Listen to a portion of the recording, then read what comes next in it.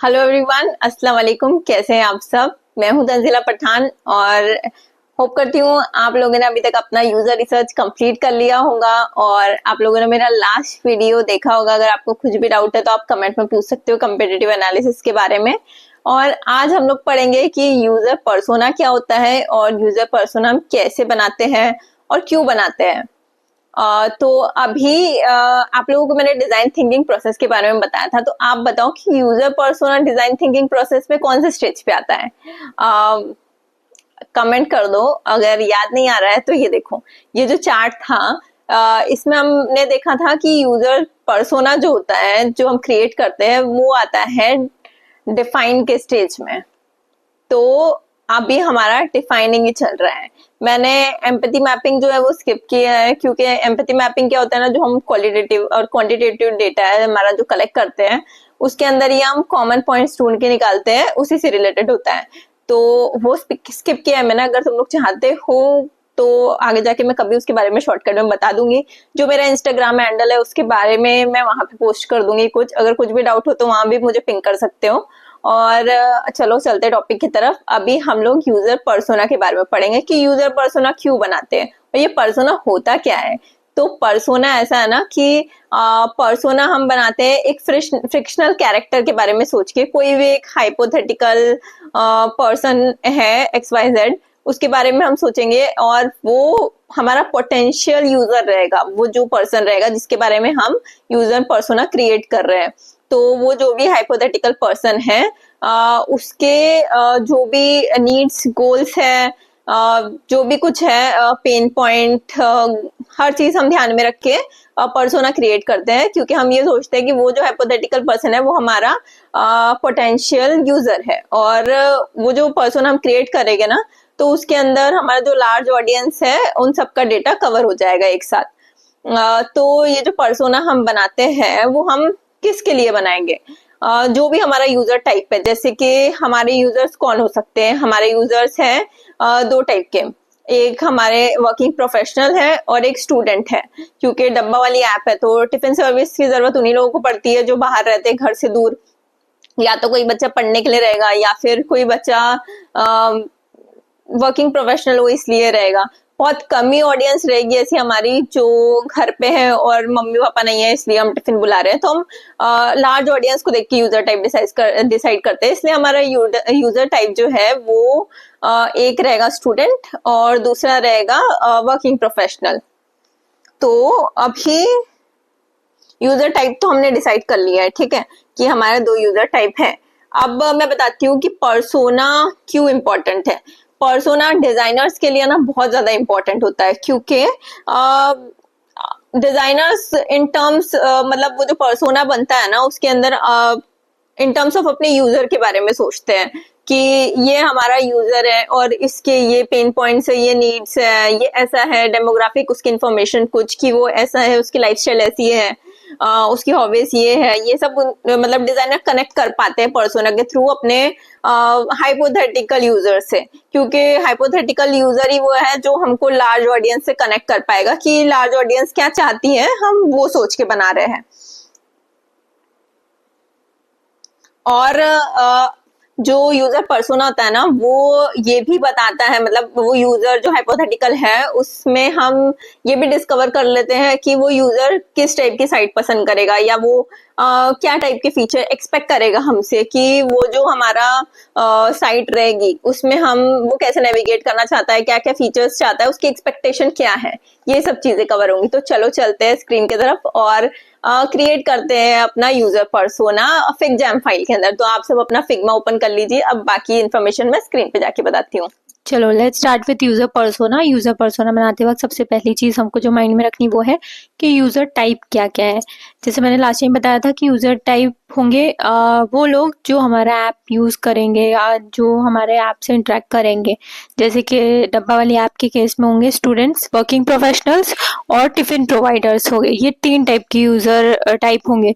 तो इन्हीं पे हम क्रिएट करेंगे यूजर पर्सोना। एक हाइपोथेटिकल पर्सन के ऊपर हम उसका बायो लिखेंगे, उनके पेन पॉइंट्स एंड गोल्स बताए गए, इस टाइप का हम पर्सोना क्रिएट करते हैं।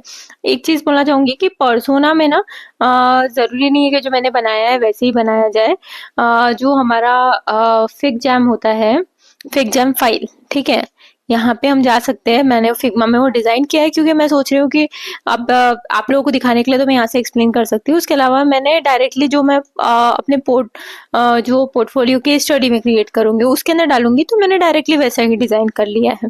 अब देखो, आप एक फिक्जैम फाइल में आओगे और उसके बाद ये जो प्लस वाला आइकॉन है यहाँ पे क्लिक करके, यहाँ पे ना हम लोगों को हर चीज की टेम्पलेट्स मिलती है, तो हम यहाँ पे यूजर पर्सोना की टेम्पलेट लेंगे।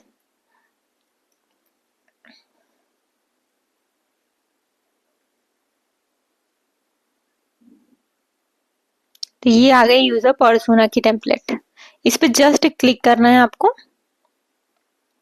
तो ये आ गया हमारा टेम्पलेट रेडीमेड वाला। तो इसी में आप एडिटिंग कर सकते हो डायरेक्टली। हर एक चीज के बारे में टिप्स विप्स सब देखे हैं वहाँ पे। तो जैसे मैं आप लोगों को थोड़ा बताती हूँ कि यहाँ पे हम नेम और जो भी उसकी हॉबी है ये सब मेंशन करेंगे, बायो मेंशन करेंगे, कुछ लिंक शेयर करना है आपको उससे रिलेटेड, ये पर्सन हाइपोथेटिकल पर्सन से रिलेटेड, तो वो भी कर सकते हो। एक अच्छी सी इमेज डाल सकते हो इसमें, उसको पर्सनालिटी लेवल डिस्क्राइब कर सकते हो और इसको आप चेंज भी कर सकते हो अकॉर्डिंगली अपने हिसाब से। और इधर देखो, इधर हमको फिल करना है कि ये जो हाइपोथेटिकल पर्सन है उसका इंटरेस्ट किस चीज में है, उसकी नीड्स और एक्सपेक्टेशन है, ये जो हमारा ऐप है डब्बा वाली उसके लिए, या जो भी आपका ऐप का नेम है उसके थ्रू क्या है, उसके मोटिवेशंस क्या है, वो इन्फ्लुएंस कौन सी चीजों से होता है, ये हमको सब रिलेट करना है, अपने ऐप के थ्रू डालना है। उसके गोल्स क्या है ये ऐप को लेके, उसकी फ्रस्ट्रेशन और पेन पॉइंट्स क्या है, ये सब चीजें हमको इसमें डालना है। तो आप ये भी यूज कर सकते हो। अभी इनिशियल लेवल पे तो मैं तो बोलूंगी यही यूज करो, क्योंकि ये हमको ज्यादा क्लियरिटी देता है। इस टाइप की मैंने क्रिएट किया है ऑलरेडी दूसरे ऐप्स के लिए। और उसके अलावा मैंने ये डायरेक्टली इसलिए क्रिएट किया है क्योंकि मैंने ये सोच के क्रिएट किया है कि मैं डायरेक्ट अपनी जो केस स्टडी बनाऊंगी उसमें ये डाल सकूं। और इसके अंदर मैं आपको डिस्क्राइब भी करके बता रही हूँ कि कैसे कैसे होता है। तो देखिए अभी मैंने सबसे पहला जो बनाया है यूजर पर्सोना वो बनाया है स्टूडेंट पे। तो ये एक चेतन नाम का पर्सन है XYZ, उसकी मैंने एक हाइपोथेटिकल पर्सन है उसके लिए मैंने एक इमेज डाल दी है। और चेतन है 19 ईयर्स का, उसके लिए मैंने लिखा है बायो कि Chetan is doing his BE from Nagpur and his home town is Chandrapur. He has rented a flat with his friends in Nagpur and initially he tried eating from nearby restaurant, but soon he is out of his budget. Moreover, he misses his mother's food and now he started looking for a home cooked food tiffin service. तो ये हो गया उसका bio. इसी type का आप अपने project के लिए बायो रख सकते हो।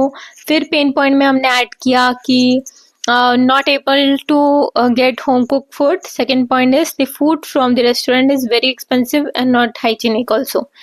Asking around for tiffin services. Okay. तो ये हो गया उसके पेन पॉइंट्स, फ्रस्ट्रेशन, एक ही बात हुई। और गोल्स क्या है?